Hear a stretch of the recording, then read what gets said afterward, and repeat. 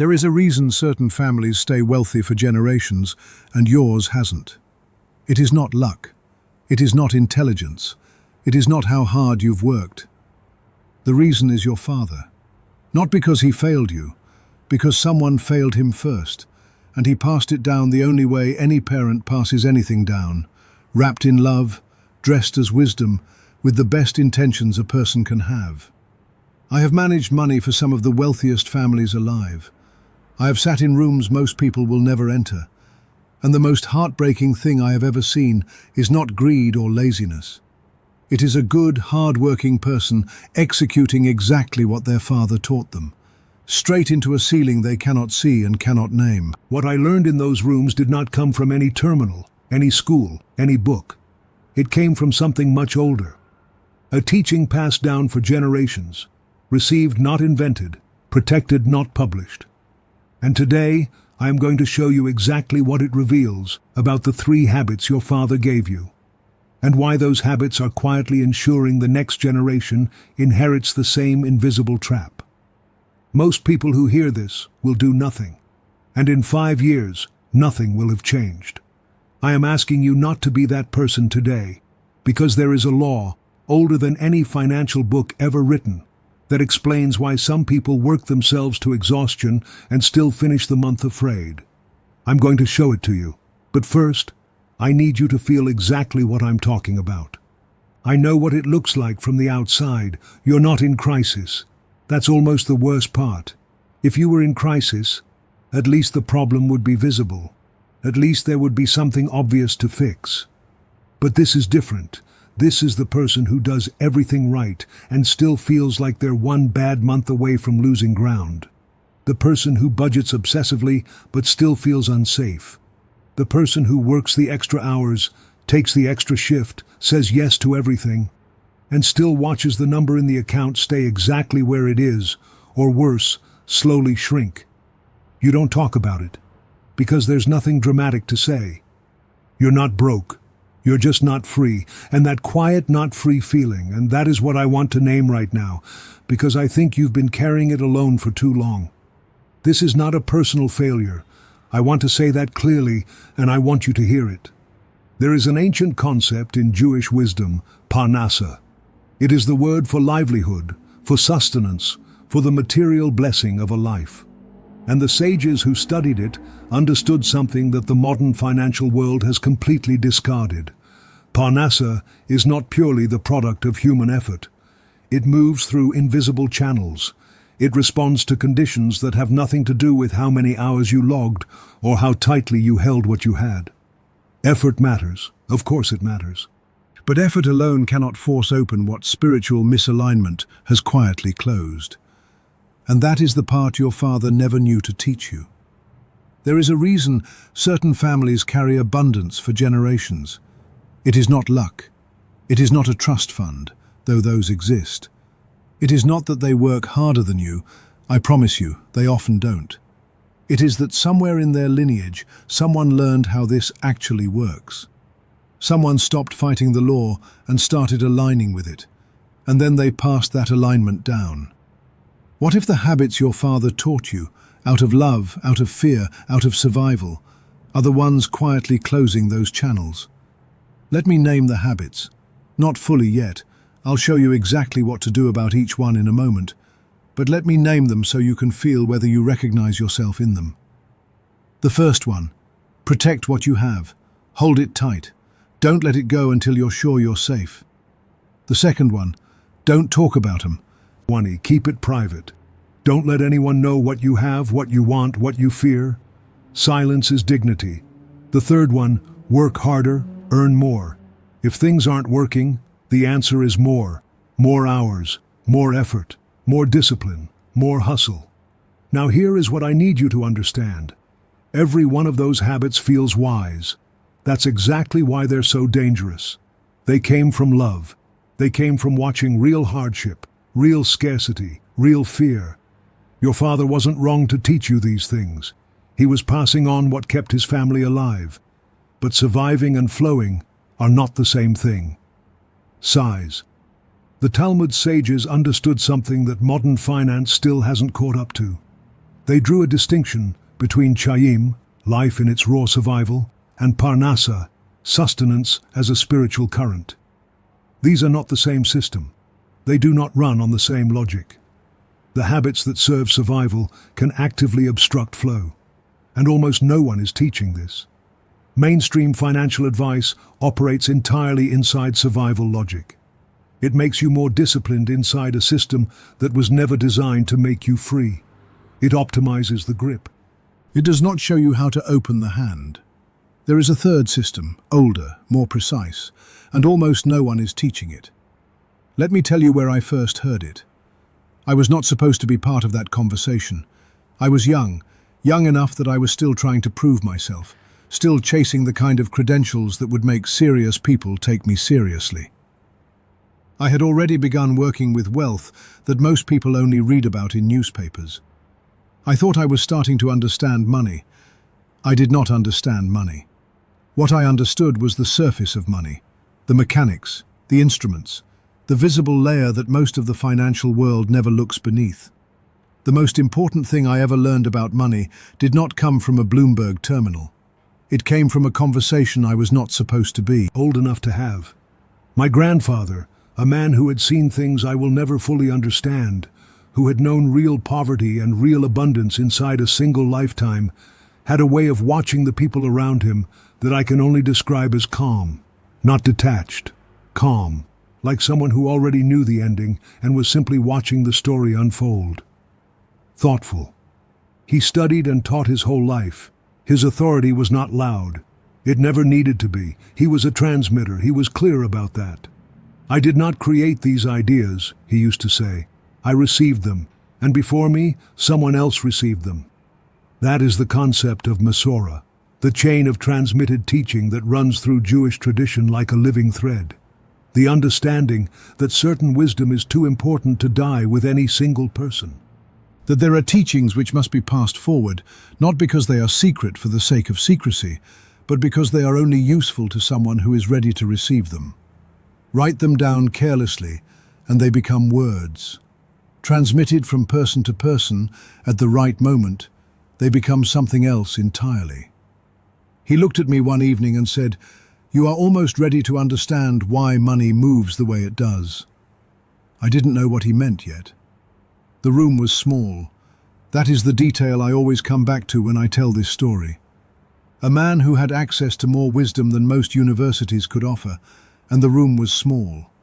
A table, 2 chairs, low light, the kind of quiet that doesn't make you uncomfortable, the kind that makes you feel like the air itself is paying attention. He had been talking about something else entirely. I don't even remember what.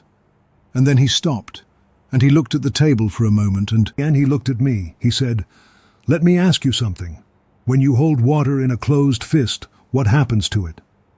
I said, "It spills out." He said, "Yes. And when you hold your hand open?" I said, "It stays." He was quiet for a moment. Then he said, "Now you understand the first thing." Thoughtful. I didn't understand anything. Not yet. But I stayed quiet, because something in the atmosphere of the room told me to. He began to speak about a principle recorded in the tractate of Bava Batra, one of the deep discussions of the Talmud concerning property, inheritance, and the nature of what belongs to a person. The principle is not simple, but the way he said it made it feel simple. Your portion is assigned. What you release does not reduce what is yours. The one who gives out of fear that they will have less, that fear is the very thing that creates the less. The one who releases with intention, with the understanding that giving is an act of alignment, not subtraction, that person opens something that gripping permanently closes. I looked at him. I said, "But that contradicts everything. Protecting what you have is the whole point. That's wisdom." Exhales. He smiled, not unkindly. He said something I will spend the rest of my life unpacking. He said, "The ones who grip the hardest are the ones who feel it slipping. Watch them. Their hands never stop moving. The ones who release with intention, they stop watching their hands altogether, and it keeps coming back." I sat there for a long time after he stopped talking. Something had shifted. I just didn't have the words for it yet. I know what the financial world taught you. I taught some of it myself, early in my career. Save more, invest early, diversify, spend less than you earn. These things are not wrong. I want to be clear about that. Inside their own limited logic, they are correct. But here is what they miss. They teach you to be a better guardian of scarcity.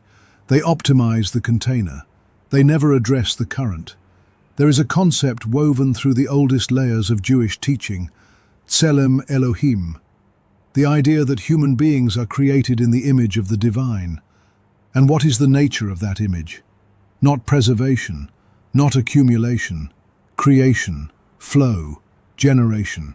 The capacity to bring something from nothing, to give form to what did not exist, to pour outward and watch what returns. That is the image, that is the original design. A purely preservation-based money mindset does not just limit your results. It violates something fundamental about what you are built to do. It contracts where life is designed to expand. It closes where the design is to open. Size. The book of Deuteronomy, Devarim, carries an ancient understanding that the land itself responds to right relationship. That abundance is not simply the reward of activity, it is the byproduct of alignment. When the people are in right relationship with the law, the land produces. When they are not, when they are gripping, fearing, hoarding, contracting, the land withholds. This is not metaphor dressed as history. This is the oldest recorded understanding of how flow actually works. Conventional financial advice teaches you to be a better guardian of scarcity. Ancient wisdom teaches you to become a channel for flow. Those are not two versions of the same thing. They are two completely different relationships with money. And the three habits you inherited are pulling you, with love, with good intention, with genuine protection, in exactly the wrong direction. Exhale sharply. So let me show you exactly what those habits are, why they block what they were supposed to protect, and, most importantly, what to replace them with. Here is the hidden law. Not a formula, not a framework, a law.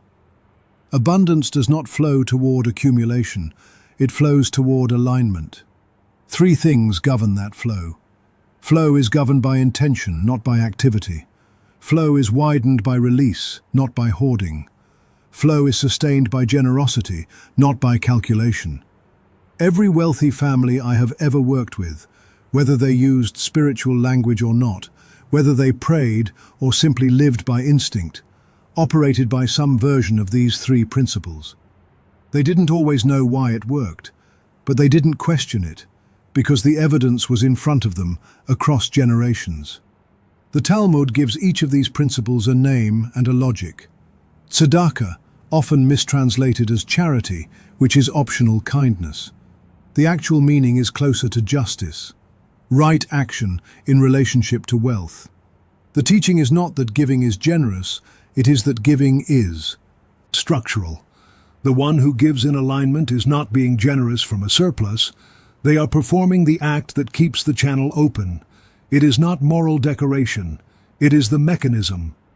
Kavanah, intention. The Talmud's insistence that the same outward act, performed with two different inner states, produces two completely different results.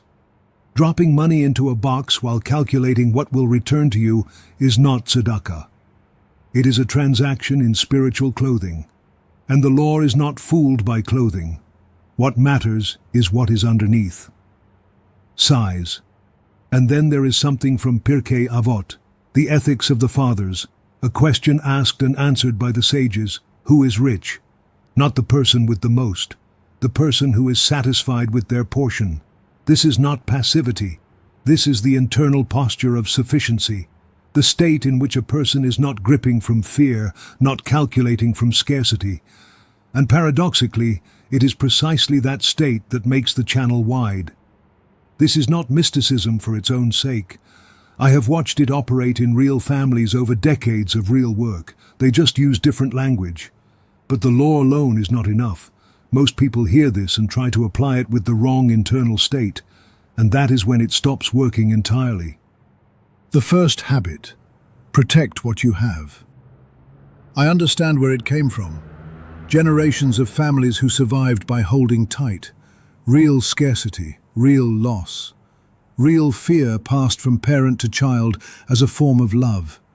Your father taught you this because his father taught him, and his father's father taught him, because it worked. Inside a survival system, it absolutely worked. But the spiritual cost is this. The gripping posture signals to every system around you, visible and invisible, that there is not enough. And what you signal, you attract. The closed hand that is trying to preserve what it has creates the very scarcity it fears.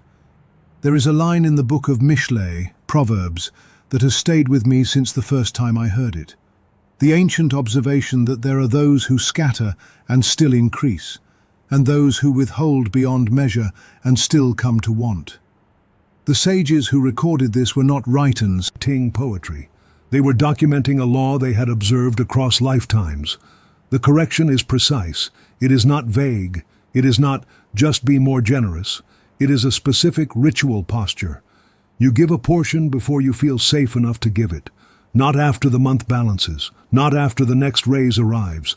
Before the fear is resolved. The act is not the reward for having resolved the fear.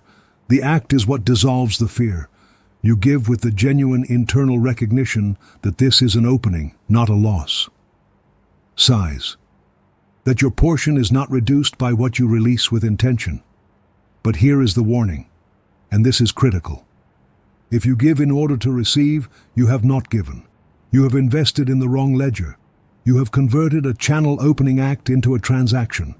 And the law, which operates on intention, not on appearance, knows the difference. Every time. The moment your giving becomes a technique for getting, it stops being giving, and it stops working. The second habit, don't talk about money.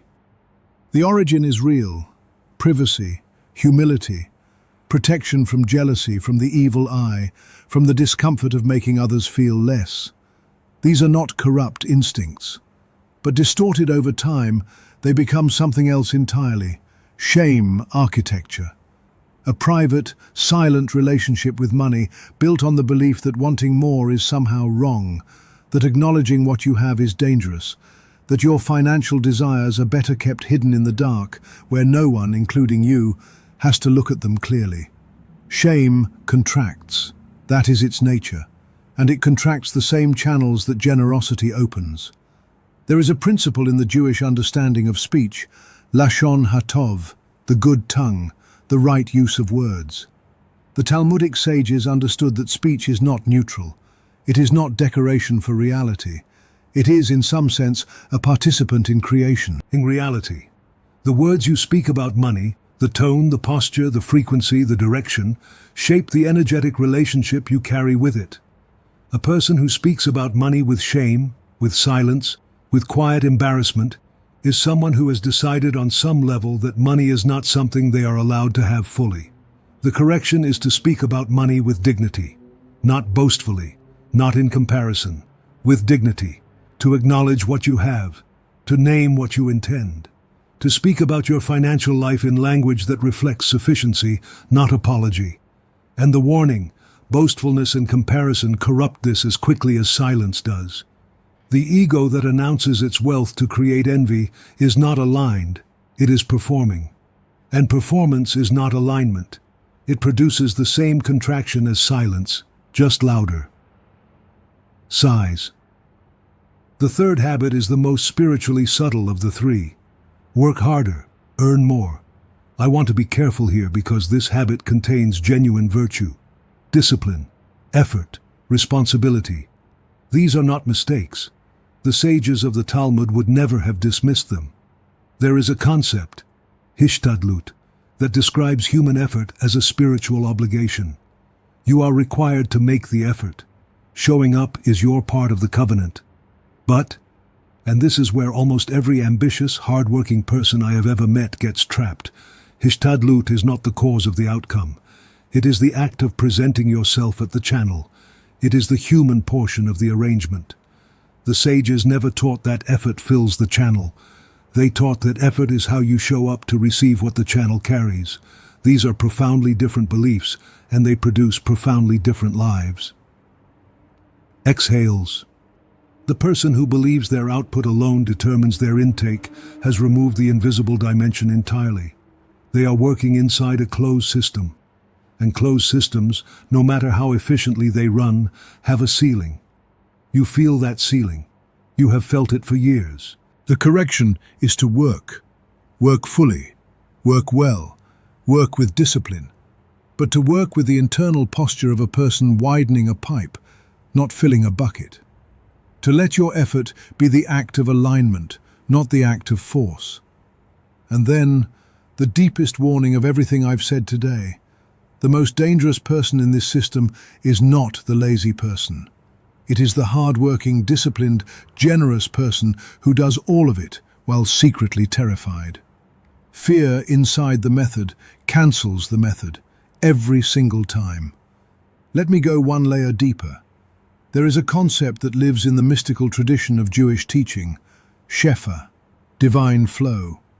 Abundance understood not as a static resource to be accumulated, but as a living current that moves through the world in response to alignment. This is not something invented by one teacher or one school. It is a received understanding, passed through centuries, that abundance behaves like water behaves. It flows. And the only relationship a vessel can have with flowing water is to remain open. Most people are trying to accumulate shefa, store it, control it, build a reservoir large enough that they will finally feel safe. But shefa, by its nature, does not store. A pipe that tries to become a tank stops being a pipe. It stops receiving. It stops carrying. The flow finds another way around it. Think about what a pipe actually does. It does not own the water. It receives it, carries it, releases it, and because it releases it, it keeps receiving. The capacity of that pipe is determined not by how tightly it holds, but by how open it remains. Size. Every one of the 3 corrupted habits is a way of trying to become a tank instead of a pipe. Protecting what you have, tank. Silencing your relationship with money into private shame, tank. Believing your effort alone is the force that fills you, tank. My grandfather said it in a way I have never found a better version of. The wealthy families do not grip. Watch their hands. They give. They release. They move. And it keeps coming back. I watched those hands for decades, he was right. But I need to say one more thing before we move forward, because this is the part most people skip. You can follow every step I've described, the giving before safety, the dignified speech, the effort held lightly, the release with intention, and still not feel the shift. If you do it while still believing in some deep part of yourself that you are not the kind of person wealth moves through, that abundance is for other people, that you are fundamentally someone who manages scarcity rather than channels flow, that belief will cancel everything else. It is the final block, and it is the one we need to address directly.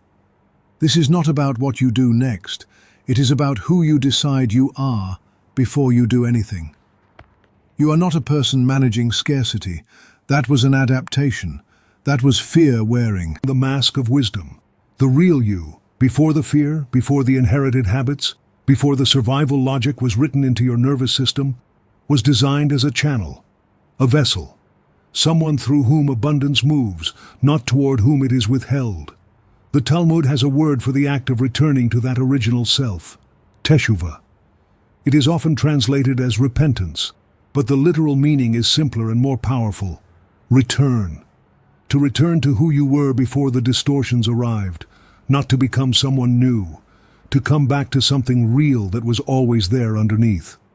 The habits your father taught you were not your original nature. They were adaptations to fear, real fear, understandable fear, but not the truth of what you are. Returning to your real relationship with abundance is not learning something new. It is unlearning something old. Here is the language I want to leave inside you, not as a mantra to recite, but as a truth to practice until it becomes your posture. I am someone wealth moves through, not toward. I release with intention, not with fear. My giving is an act of alignment, not sacrifice. I work with effort and with openness, not effort alone. Pause. Say it once and nothing changes. Live inside it, in how you give, in how you speak about money, in how you work, in how you hold what arrives, and everything around you begins to reorganize. There is a fuller teaching, one that goes into the specific timing, the specific language, the specific acts that carry this alignment into daily life. That is what I share with the families I work with privately. But this foundation, lived correctly, is enough to begin the shift. I have watched this happen, not once, across decades of quiet, consistent observation. A family, hard-working, disciplined, good people, who carried invisible financial shame like a piece of furniture they had stopped seeing. They worked, they saved. The numbers were respectable and the fear never left. The shift for them did not begin with a new investment. It began when they changed how they spoke about money inside their own home. When the father stopped flinching every time the subject came up. When they began to name what they wanted with dignity instead of apology. The atmosphere in the house changed before the numbers changed. The numbers followed. A man who began giving a portion of what he had before he felt safe enough to give it. Every month, before the fear was resolved.